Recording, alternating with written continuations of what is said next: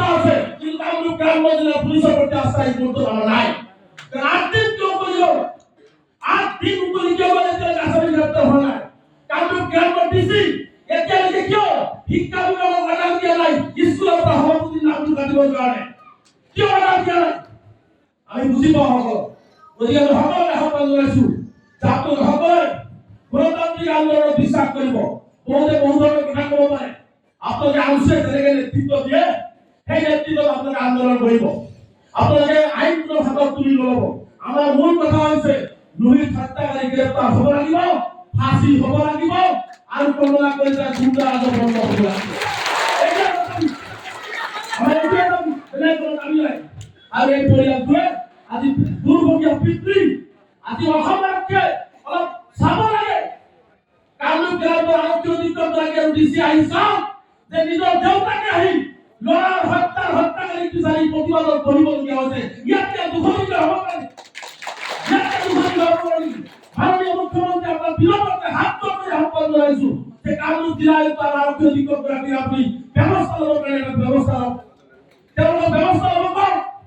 এজন পিতৃৰ আত্মনাথ ভূৰক মুখ্যমন্ত্ৰী ডাঙৰীয়া, এজন পিতৃ একেলগে আত্মনাথ লৈ চিঞৰি আছে এই মঞ্চত আহি। এজন মাতৃ কিয় ইয়াত আহিবলগীয়া হৈছে? তাৰমানে মুখ্যমন্ত্ৰীৰ নেতৃত্বত আইন শৃংখলা সম্পূৰ্ণ ব্যৰ্থ হৈছে আৰু মুখ্যমন্ত্ৰীয়ে মানুহক ন্যায় দিয়াৰ কাৰণে ব্যৰ্থ হৈছে। গতিকে আমি আন্দোলন ডিক্লেয়াৰ কৰিছো, আপোনালোকে সহযোগ কৰিব আৰু কোনেও আইন হাতত তুলি ল'ব, কোনেও কাজিয়াত নালাব।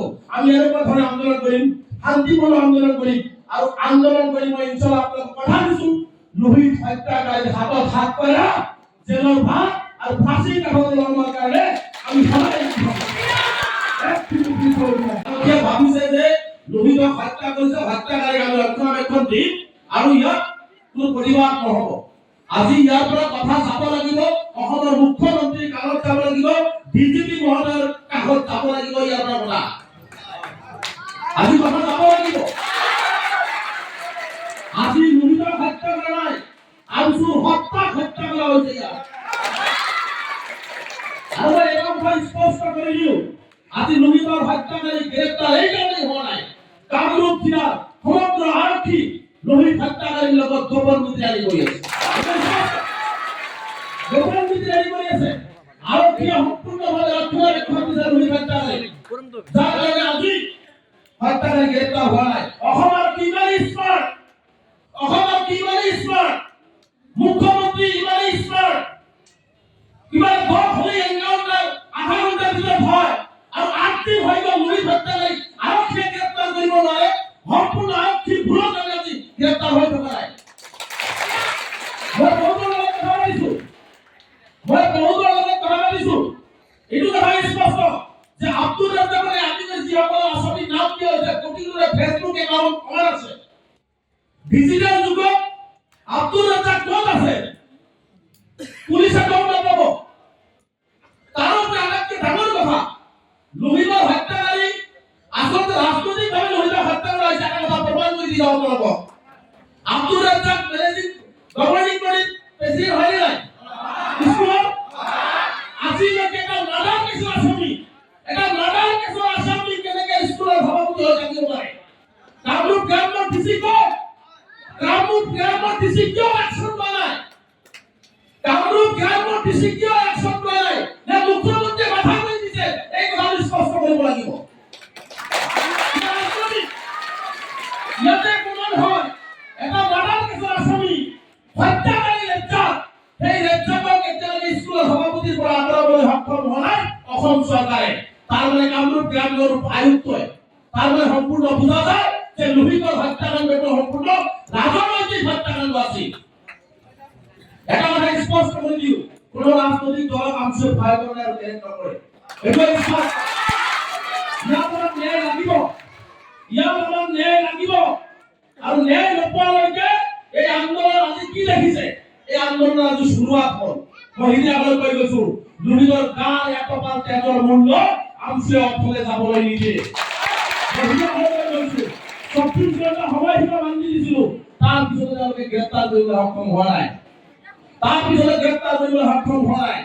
পৰা আৰু এটা কথা কৈ যাওঁ, আমি অকণমান লাজ টকা দৰকাৰ যিসকলে কমলা কলিতাৰ পিছে পিছে ঘূৰি আছে মই হাত জোৰ কৰি অনুৰোধ জনাম এনেকুৱা মানুহৰ পিছত আপোনালোকে নুঘূৰিব জাতি শেষ কৰি পেলাব হাত জোৰ কৰি অনুৰোধ কৰিব জাতীয় নৰব কাৰণ চব কমলা কলিতাক মই এটা জুডিচিয়েল ইনকুৱাৰী এইকাৰণে বিচাৰিছো যে কমলা কলিতাক এই হত্যাকাৰীৰ লগত ইনকুৱাৰী আনিব লাগে এইকাৰণে আনিব লাগে মঞ্চত থকাৰ পিছত এটা যুৱ ছাত্ৰ নেতা হত্যা হোৱাৰ পিছত কমলা কলিতাৰ মুখেৰে আজিলৈকে এটা গৰিহণা প্ৰস্তাৱ অহা নাই আসামীসকলৰ বিৰুদ্ধে আমি বুজি নাপাওঁ আজি অতুল বৰাক স্পষ্টভাৱে আহ্বান জনাইছো যে কমলা কলিতাই কিয় লুহিতৰ হত্যাকাৰীক ৰক্ষণাবেক্ষণ দি আছে ইয়াৰ জবাব অগমৰ সভাপতিয়ে দিব লাগিব অন্যথাই অগমৰ সভাপতি সংখ্যাটো বৰ্তমান যাব নোৱাৰিব কাৰণ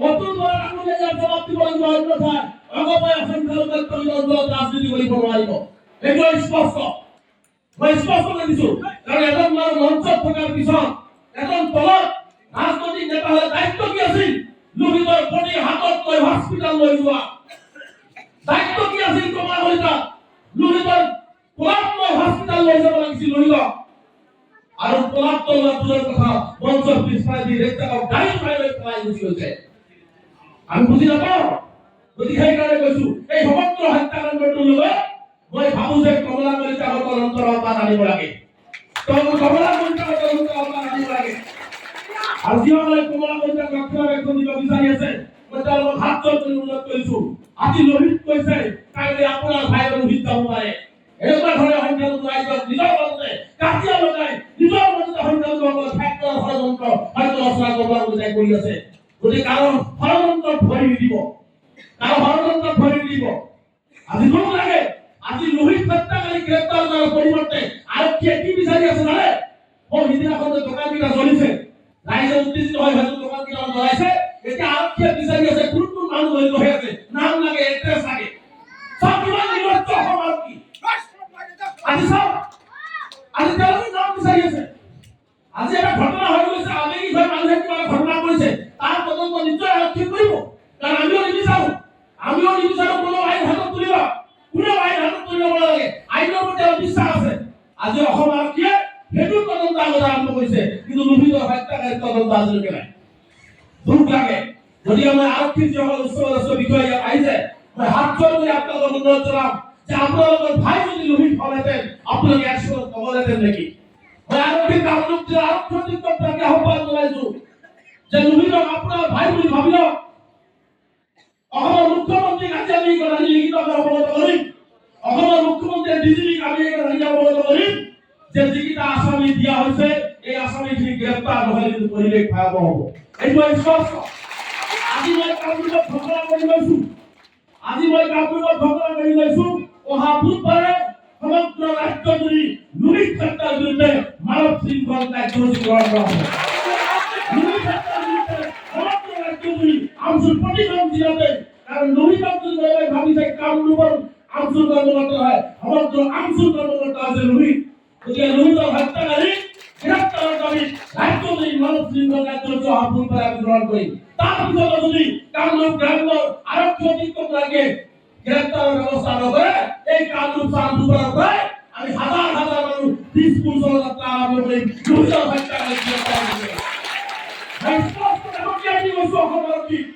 যদি আমি বুধবাৰৰ পিছত যদি আসামীক যদি জেলৰ ভিতৰত দেখা নাপাওঁ আসামীৰ হাতত যদি হাত লৈ দেখা নাপাওঁ সেইখন স্কুলৰ সভাপতিৰ পৰা যদি বৰখাস্ত কৰা দেখা নাপাওঁ লাখ লাখ মানুহ কিন্তু আমি এই কামৰূপ গ্ৰাম্যৰ পৰা আৰম্ভ কৰিম দিছপুৰত লুহিত হত্যাৰ ন্যায় বিচাৰি দিছপুৰ যাত্ৰা আৰম্ভ কৰিম